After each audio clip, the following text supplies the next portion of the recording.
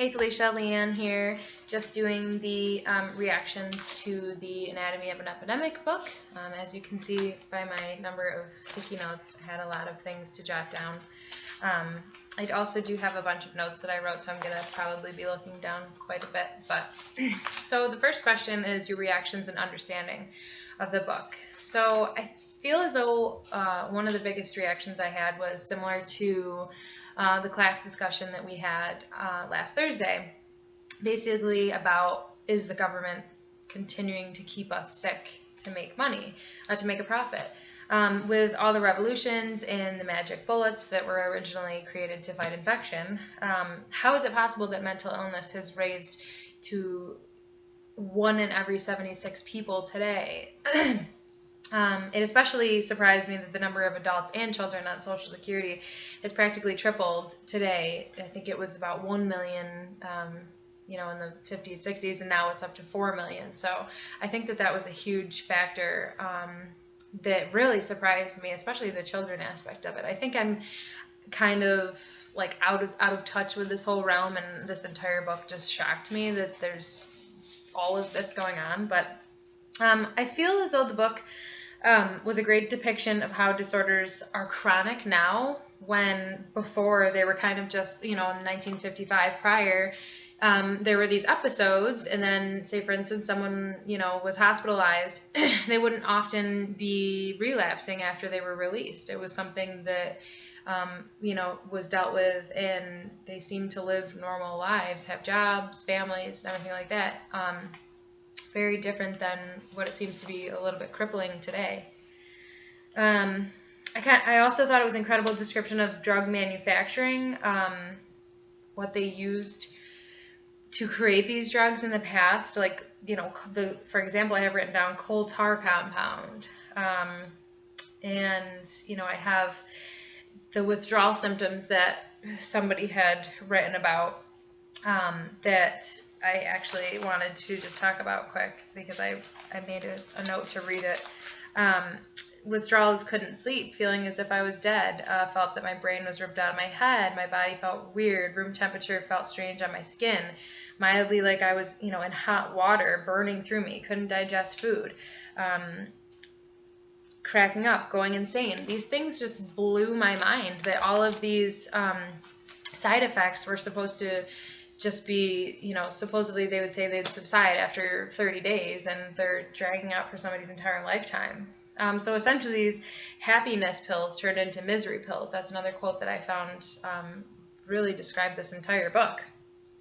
I also found it very interesting when one of the women who was sick, that I believe he either had heard this or he had interviewed her, and she basically said that having a diagnosis and having medicine made her marriage material, and that totally blew my mind.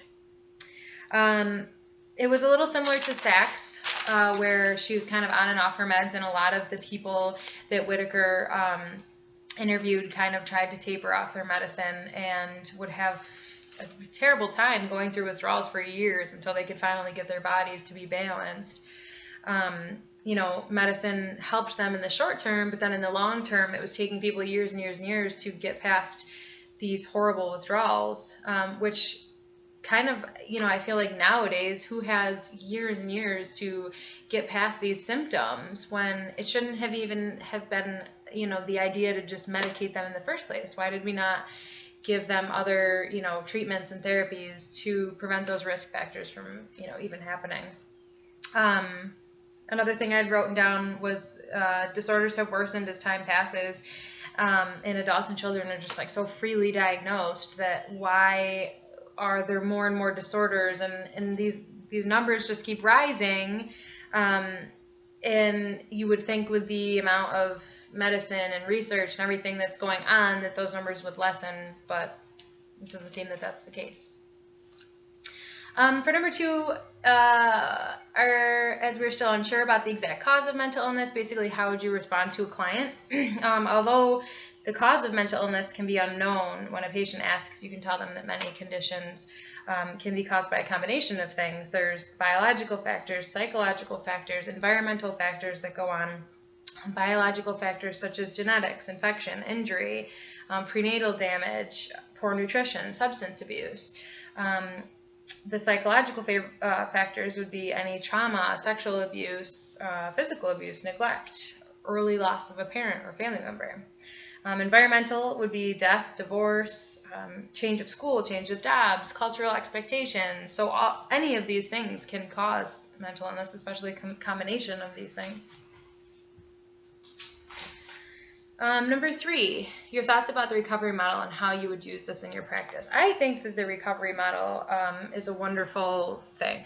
Concepts of basically strength and empowerment and having choice in the treatment that you use, I feel like that's probably a huge reason that many people don't want to go through treatment, is because they feel as they're being forced into treatment and they don't have the option to choose, the best route for them. So I feel as though I could implement this in my, social work by giving people the option. They can make healthy choices. They can, do they have the home stability? Do they need to be somewhere that would provide that stability? Do they have purpose? Do we need to get them, into a new job, into school, into volunteering? Something that'll give them purpose, as well as community. Do they have community support? Do they need to go to support groups? Do they have that hope and friendship that they need, that the recovery model suggests is important in recovering? So I would definitely use that in my practice, because it would just, it would allow people to feel as though they weren't being forced and they were their own person. They have their environmental, cultural, spiritual, social, psychological, biological, political. They can decide all of those things for themselves as they move on in their lives and recover. Number 4, the impact of stigma and discrimination. I found a really great website that was NAMI, National Alliance on Mental Illness, and it basically listed several things that anyone can do, and especially social workers can do, to basically end the stigma, or try to end the stigma. The first thing was talk openly about mental health. Why is it such a secret? Why are people hiding behind these closed doors? It's obviously 1 in every 76 people are going through, have mental illness, so why are we not talking about it? Educate yourself, educate others. Obviously, as social workers going through this program, we're being educated, so I feel like we can be on a platform to educate others. Be conscious of your language. Sometimes things slip, but you have to be conscious of how you're talking.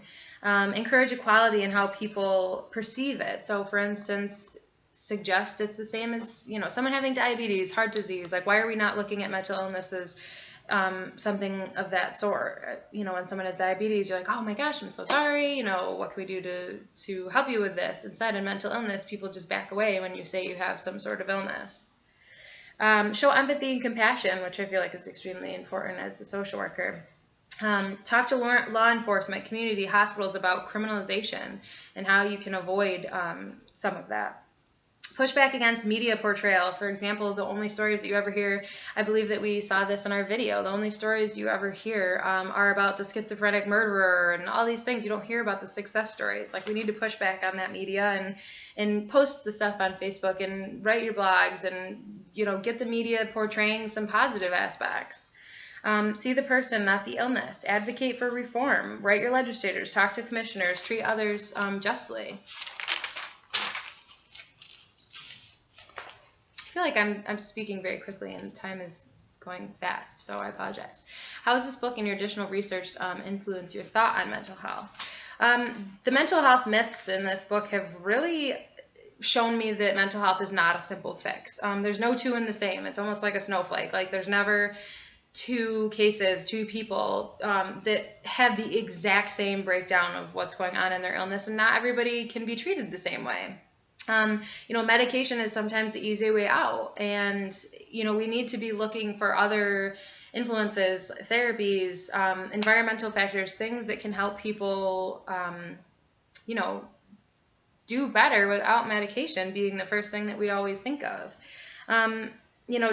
Insurance is difficult to deal with because, like you've told us many times, you have to have a diagnosis when someone comes in, and that just blows my mind that someone can't come in and, talk about how they're stressed and talk about the issues that are going on. They have to be diagnosed in order for insurance to, accept them coming to see you. And that blows my mind. And a couple other things is the illnesses, being popularized, as in like all these medications are being, you know, from 1955 forward, these medications are hitting the market and they're becoming explosive. They're coming these like wonderful magic bullet pills making people happy, and then all of a sudden they have these terrible effects. You have to take more pills to change those symptoms that you're having. So then you're on this like cocktail of medications, and it's just like an ongoing, never-ending process.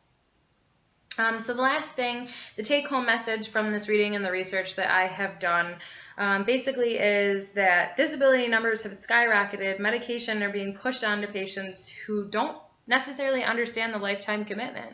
They don't understand the withdrawals. They don't understand that, like, you know, once you're on this, you really have to wean yourself off, and you have to have these skills and tools to understand how to function without medication, which is such a severe thing that I feel like is not explained to people well enough. The psychopharmacological revolution in 1955 discovered these effective drugs for mental illness. So the book talked a lot about schizophrenia, anxiety, depression, bipolar, childhood disorders, and all these things that, you know, really came about in 1955, and they've seemed to just like take a turn for the worst. And as this was quoted so many times that I saw in the book, could the widespread psychiatric medications be fueling this epidemic? And I feel like that's something that we should all be asking ourselves. Like, you know, is medicine just the easy go-to thing that everybody is like rave over? It's just an easy pill that you take, or do you take the time to put the hard work in and really try to, you know, build your health and your environment and yourself for the future? This book totally opened my eyes to how mental health is just like, it's almost like thrown on the back burner, just like give them the medication and don't deal with it. And it needs to be talked about, and it needs to be something that's not just a profit. It's people's lives, and it's our future, and it needs to be dealt with properly. Thanks.